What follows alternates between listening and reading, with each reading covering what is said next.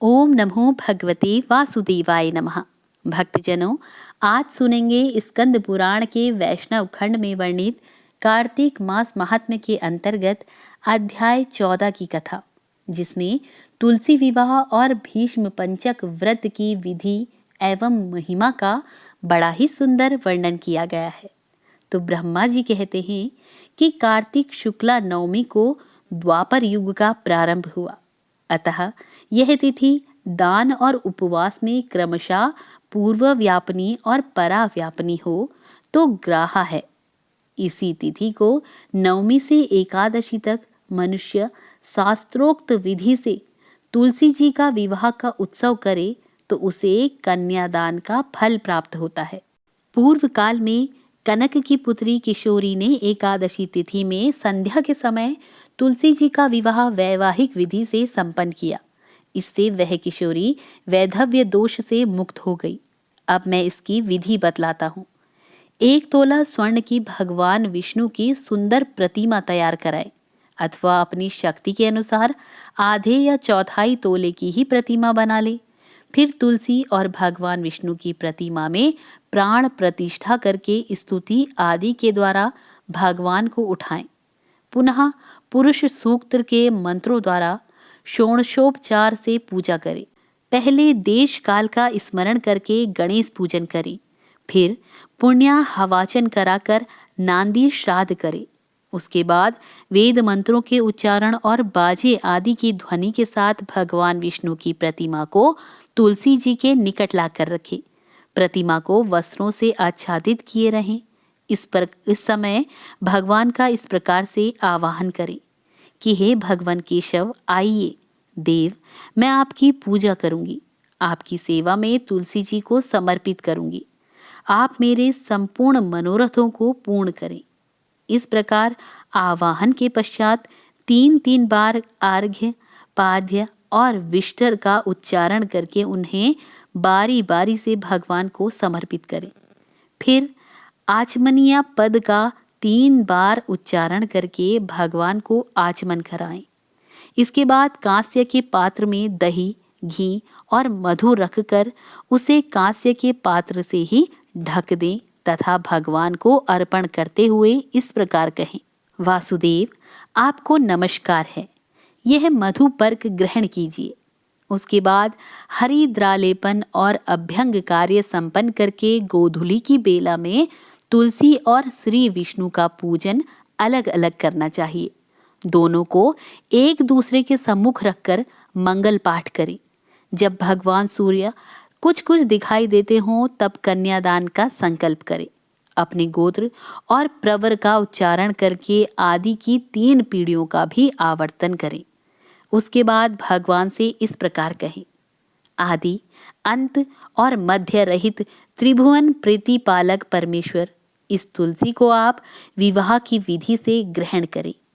यह पार्वती के बीज से प्रकट हुई है, वृंदा की भस्म में स्थित रही है तथा आदि, मध्य और अंत से शून्य है। आपको तुलसी बहुत ही प्रिय है, अतः इसे मैं आपकी सेवा में समर्पित करती हूँ। मैंने जल के घड़ों से सींचकर और अन्य प्रकार की सेवाएं कर कर अपनी पुत्री की भांति इसे पाला पोसा और बढ़ाया है। आपकी प्रिय तुलसी मैं आपको ही दे रही हूँ। हे प्रभु, आप इसे ग्रहण करें। इस प्रकार तुलसी का दान करके फिर उन दोनों यानी तुलसी और भगवान विष्णु की पूजा करें। विवाह का उत्सव मनाएं। सवेरा होने पर पुनः तुलसी और भगवान विष्णु की पूजा करें। अग्नि की स्थापना करके उसमें द्वादशाक्षर मंत्र से खीर, घी, मधु और तिल मिश्रित हवनीय द्रव्य की 108 आहुति दें। फिर स्विष्ठकृत होम से पूर्णाहुति दें। आचार्य की पूजा करके होम की शेष विधि पूरी करें। उसके बाद भगवान से इस प्रकार प्रार्थना करें, देव, प्रभु, आपकी प्रसन्नता के लिए मैंने ये व्रत किया है। जनार्दन, इसमें जो न्यूनता हो वह आपके प्रसाद से पूर्णता को प्राप्त हो जाए। यदि द्वादशी में रेवती का चौथा चरण बीत रहा हो तो उस समय पारण ना करें। जो उस समय भी पारण करता है वह अपने व्रत को निष्फल कर देता है। भोजन के पश्चात तुलसी के स्वतः गिरकर जो पत्ते गिरे रहते हैं उन्हें खाकर मनुष्य सब पापों से मुक्त हो जाता है। भोजन के अंत में ऊख, आंवला और बेर का फल खा लेने से सभी दोष मिट जाते हैं। इसके बाद भगवान का विसर्जन करते हुए कहें, भगवान आप तुलसी के साथ वैकुंठ धाम में पधारें। प्रभु मेरे द्वारा की हुई पूजा ग्रहण करके आप सदा संतुष्ट रहें। इस प्रकार देवेश्वर विष्णु का विसर्जन करके मूर्ति आदि सब सामग्री आचार्य को अर्पण करे। इससे मनुष्य कृतार्थ हो जाता है। कार्तिक शुक्ल पक्ष में एकादशी को प्रातः काल विधि पूर्वक स्नान करके 5 दिन का व्रत ग्रहण करे। बाण सैया पर सोए हुए महात्मा भीष्म ने राजधर्म, मोक्ष धर्म और दान धर्म का वर्णन किया, जिसे पांडवों के साथ ही भगवान श्री कृष्ण ने भी सुना। उससे प्रसन्न होकर भगवान वासुदेव ने कहा, भीष्म तुम धन्य हो, धन्य हो, तुमने धर्मों का स्वरूप अच्छी तरह श्रवण कराया है। कार्तिक की एकादशी को तुमने जल के लिए याचना की और अर्जुन ने बाण के वेग से गंगा जल प्रस्तुत किया, जिससे तुम्हारे तन, मन, प्राण संतुष्ट हुए। इसलिए आज से लेकर पूर्णिमा तक तुम्हें सब लोग अर्घ दान से तृप्त करें और मुझको संतुष्ट करने वाले इस भीष्म पंचक नाम का व्रत का पालन प्रति वर्ष करते रहे। साव्य भाव से महात्मा भीष्म के लिए तर्पण करना चाहिए।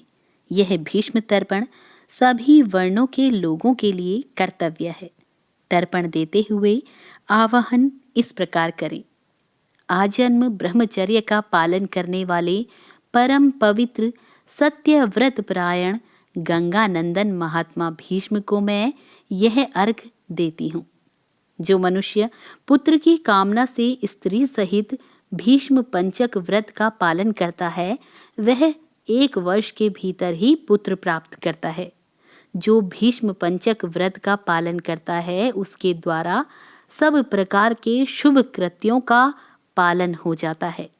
यह महापुण्य व्रत महापातकों का नाश करने वाला है। अतः मनुष्यों को प्रयत्न पूर्वक इसका अनुष्ठान करना चाहिए। इसमें भीष्म जी के लिए जलदान और अर्घदान विशेष यत्न से करना चाहिए। जो व्यक्ति भीष्म जी के लिए अर्घदान करता है वह मोक्ष का भागी होता है। अर्घदान करते हुए इस प्रकार आवाहन करें कि जिनका व्याघ्रपद, गोत्र और शांगकृत प्रवर है उन पुत्र रहित भीष्म वर्मा को मैं ये जल देती हूँ। वासुओं के अवतार शांतनु के पुत्र आजन्म ब्रह्मचर्य भीष्म को मैं अर्घ देती हूँ। पंचगव्य सुगंधित चंदन के जल, चंदन, उत्तम गंध और कुमकुम के द्वारा भक्ति पूर्वक सर्व पापहारी श्री हरि का पूजन करें। कपूर और खस मिले हुए कुमकुम से भगवान गरुड़ ध्वज के अंगों में लेप करें। सुंदर पुष्प, गंध, धूप आदि के द्वारा भगवान की अर्चना करें। अब 5 दिनों तक भगवान के समीप दिन रात दीपक जलता रहे। देवाधिदेव भगवान के लिए उत्तम से उत्तम नैवेद्य निवेदन करें। इस प्रकार भगवान की पूजा अर्चना, ध्यान और नमस्कार के पश्चात ओम नमो वासुदेवाय इस मंत्र का 108 बार जप करें। फिर घी मिलाए हुए तिल, चावल और जौ आदि के द्वारा स्वाहा विशिष्ट षणक्षर ओम रामाय नमः मंत्र से आहुति दें। इसके बाद सायं संध्या करके भगवान विष्णु को प्रणाम करें तथा पूर्व व्रत मंत्र जप कर धरती पर ही शयन करें। भक्ति पूर्वक भगवान में ही मन को लगाएं। व्रत के समय बुद्धिमान पुरुष ब्रह्मचर्य का पालन करते हुए पाप पूर्ण विचार तथा पाप के कारणभूत मैथुन का परित्याग करे। शाकाहार तथा मुनियों के अन्न से निर्वाह करते हुए सदा भगवान विष्णु के पूजन में तत्पर रहें। रात्रि में पंचगव्य लेकर भोजन करें। इस प्रकार भली भांति व्रत को समाप्त करे। ऐसा करने से मनुष्य शास्त्रोक्त फल को पाता है। स्त्रियों को अपने पति की आज्ञा लेकर पुण्य की वृद्धि करनी चाहिए। विधवाओं को भी मोक्ष सुख की वृद्धि के लिए व्रत का अनुष्ठान करना चाहिए। पहले अयोध्यापुरी में कोई अतिथि नाम के राजा हो गए थे। उन्होंने विशिष्ट के वचन से इस परम दुर्लभ व्रत का अनुष्ठान किया था, जिससे इस लोक में संपूर्ण भोगों का उपभोग करके अंत में वे भगवान विष्णु के परम धाम में गए। इस प्रकार नियम, उपवास और पंचगव्य से तथा दूध, फल, मूल एवं हविष्ठ के आहार से निर्वाह करते हुए भीष्म पंचक व्रत का पालन करें। पूर्णमासी आने पर पहले के समान पूजन करके ब्राह्मणों को भोजन कराएं और बछड़े सहित गौ का दान करें। एकादशी से लेकर पूर्णिमा तक 5 दिनों का भीष्म पंचक व्रत समस्त भूमंडल में प्रसिद्ध है। अन्न भोजन करने वाले पुरुष के लिए यह व्रत नहीं कहा गया है। इसमें अन्न का निषेध है। इस व्रत का पालन करने पर भगवान विष्णु शुभ फल प्रदान करते हैं। बोलिए विष्णु भगवान की जय। 14वां अध्याय समाप्त हुआ।